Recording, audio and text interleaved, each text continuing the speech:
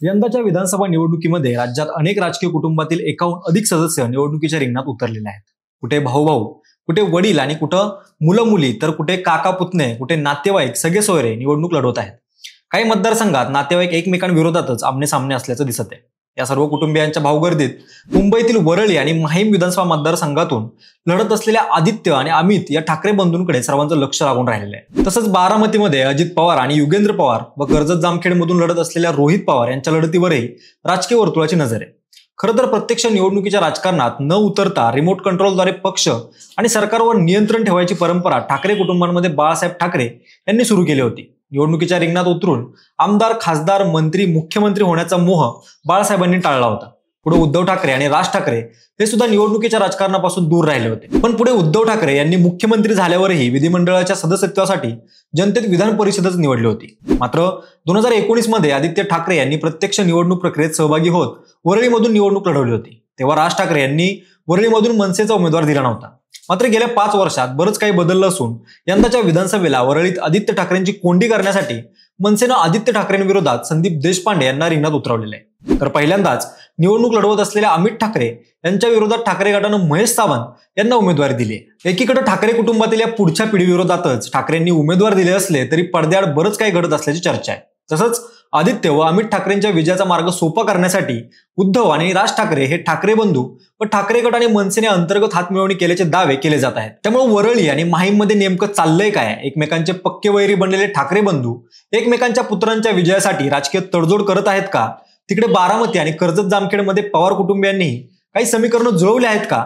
याचाच आज आपण आढावा घेऊयात। नमस्कार, मी अक्षय आणि तुम्हाला तर माहिती आहे आपला विषयच भारी। शिवसेना प्रमुख बाळासाहेब ठाकरे यांच्या छायाछत्रेत राजकीय धडे घेणाऱ्या राज आणि उद्धव ठाकरे यांच्यामध्ये शिवसेनेतील वर्चस्वाच्या लढाईवरून मतभेद निर्माण झाले।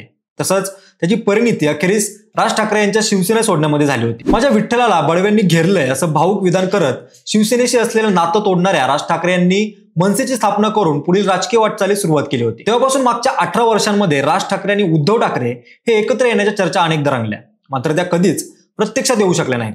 नाही म्हणायला उद्धव ठाकरेंच्या आजारपणात, अमित ठाकरे यांच्या लग्नात, उद्धव ठाकरे यांच्या शपथविधीवेळी ठाकरे कुटुंबातील जवळक दिसली होती, मात्र ती तेवढ्यापुरतीच होती। मात्र आता आदित्य ठाकरे निवडणूक लढवत असलेल्या वरळी विधानसभा मतदारसंघात आणि अमित ठाकरे निवडणूक लढवत असलेल्या माहीम विधानसभा मतदारसंघात ठाकरे कुटुंबियांनी एकमेकांना मदत केली नाही तर दोघांचं भांडण आणि तिसऱ्याचा लाभ अशी परिस्थिती निर्माण होऊ शकते। याची जाणीव उद्धव आणि राज ठाकरे यांना नसेल असं म्हणता येत नाही। त्यामुळेच मातोश्री आणि शिवतीर्थावर काही गुप्त खळबतं झाली असण्याची शक्यता आहे। मागच्या काही दिवसांमधील घडामोडींमधून त्याचे संकेत मिळत आहेत। उद्धव ठाकरे यांनी पहिल्यांदाच निवडणूक लढवत असलेल्या अमित ठाकरेंविरोधात उमेदवार देऊन संकुचितपणाचं दर्शन घडवलंय अशी टीका अनेकांनी केली होती। मात्र उद्धव ठाकरे यांनी अमित ठाकरे यांच्या विरोधात उमेदवार देऊन राज ठाकरे यांचं काम हलकं केलं असं म्हणण्यासही वाव आहे। त्याचं कारण म्हणजे उद्धव ठाकरे यांनी माहीममधून अमित ठाकरे यांच्या विरोधात ठाकरे गटामधील एखादा बडा नेता न उतरवता नवख्या चेहऱ्याला संधी दिली आहे। तसंच या मतदारसंघात आपण प्रचाराला येणार नाही असं त्यांनी स्पष्ट सांगितलंय। त्या माध्यमातून उद्धव ठाकरे यांनी अमित ठाकरे यांच्यासाठी लढत सोपी केल्याचं दिसत आहे। एवढंच नाही तर माहीम विधानसभा मतदारसंघात मतविभाजन हे निर्णायक ठरणार हे आता स्पष्टपणे दिसत आहे।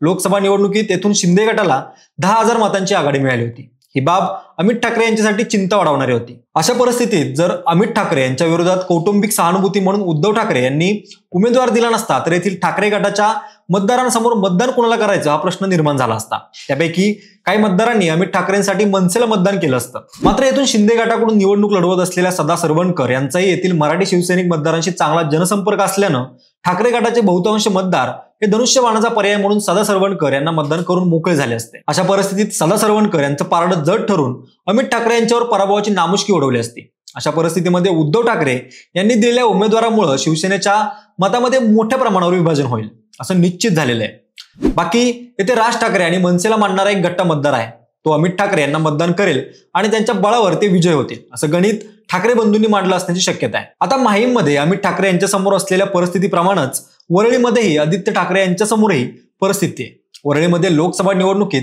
ठाकरे गटाला जेमतेम 6,000ची आघाडी मिळाली होती। त्यामुळं वरळीत आदित्य ठाकरे यांची जागा धोक्यात असल्याची चर्चा सुरू झाली होती। तसंच भाजपा आणि शिंदे गटानं आदित्य ठाकरे यांना खिंडीत गाठण्याची पुरेपूर तयारी केल्याचे संकेत मिळत होते। या स्थितीत राज ठाकरे यांनी त्यांचे विश्वासू असलेल्या संदीप देशपांडे यांना वरळीमध्ये सक्रिय केलं, तसंच त्यांना उमेदवारी जाहीर करून टाकली। त्यामुळे आता वरळीमध्ये कुणाला उमेदवारी द्यावी असा प्रश्न भाजपा आणि शिंदे गटासमोर उपस्थित झाला होता. अशा परिस्थितीमध्ये अखेरीस शिंदे गटानं राज्यसभेतील खासदार मिलिंद देवरा यांना उमेदवारी जाहीर केली आहे. मात्र वरळीतील परिस्थिती पाहता येथे आदित्य ठाकरे यांच्या विरोधात असलेल्या मतांचं संदीप देशपांडे आणि मिलिंद देवरा यांच्यामध्ये विभाजन होण्याची शक्यता आहे. तसंच त्यामधून आदित्य ठाकरे यांच्या विजयाचा मार्ग सुकर होण्याची चिन्ह आहेत. त्यात राज ठाकरे यांनी आपल्या उमेदवारीसाठी वरळीत सभा घेतली असली तरी त्या सभेमध्ये त्यांनी आदित्य ठाकरेंवर फार बोचरी टीका केली नाही. यामधून आदित्य ठाकरे यांच्या विजयासाठी राज ठाकरे यांना पडद्याआडून अनुकूल भूमिका घेण्याचे संकेत मिळत आहेत.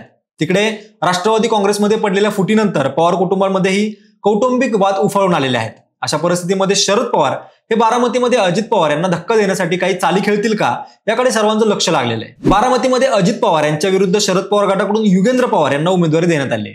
येथे शरद पवार अजित पवार यांच्यात पराभवासाठी मोर्चे बांधणी करत असल्याच्या चर्चा आहेत. मात्र प्रत्यक्षात युगेंद्र पवार हे अजित पवार यांच्या तुलनेत कमकुवत उमेदवार आहेत. तसंच येथून उमेदवारी अर्ज भरताना अजित पवार यांनी जोरदार शक्ती प्रदर्शन केलं होतं, तर युगेंद्र पवार यांनी उमेदवारी अर्ज भरताना कुठलाही गाजावाजा केला नव्हता. एकीकडे पवार कुटुंबीय आमने सामने आलेलं असतानाच दुसरीकडे कर्जत जामखेडमध्ये रोहित पवार यांच्या समोर भाजपाच्या राम शिंदे यांचं आव्हान आहे. त्यामुळं येथे रोहित पवार यांना सेफ करण्यासाठी अजित पवार हे बारामतीच्या बदल्यात कर्जत जामखेडमध्ये मदत करू शकतात. येथे भाजपाचा उमेदवार समोर असल्यानं अजित पवार गट म्हणावा तसा सक्रिय झालेला नाही. त्यामुळे ठाकरे कुटुंबियाप्रमाणेच पवार कुटुंबियामध्येही काहीतरी शिजत असल्याची शक्यता वर्तवली जाते. आता ठाकरे घराण्यातील आदित्य ठाकरे आणि अमित ठाकरे या पुढच्या पिढीच्या राजकीय भवितव्यासाठी आपलं कौटुंबिक वैर विसरून उद्धव ठाकरे आणि राज ठाकरे यांनी पडद्याआड काही हात मिळवणी केली आहे का? त्यामुळे माहीममध्ये अमित ठाकरे आणि वरळीत आदित्य ठाकरे यांचा विजय सुकर होणार का? त्यामधून ठाकरे कुटुंबियातील दुरावा मिटून एक नवी सुरुवात होईल का? ठाकरे कुटुंबियाप्रमाणेच बारामतीमध्ये पवार कुटुंबियांनाही बारामती आणि कर्जत जामखेडच्या जागांवर अंतर्गत हातमिळवणी केली आहे का? याबाबत तुम्हाला काय वाटतं हे तुम्ही आम्हाला कमेंटच्या माध्यमातून कळवा. जर व्हिडिओ आवडला असेल तर लाईक आणि शेअर करा. सोबतच आपल्या विशेष भारी या युट्यूब चॅनलला सबस्क्राईब करायला विसरू नका. धन्यवाद.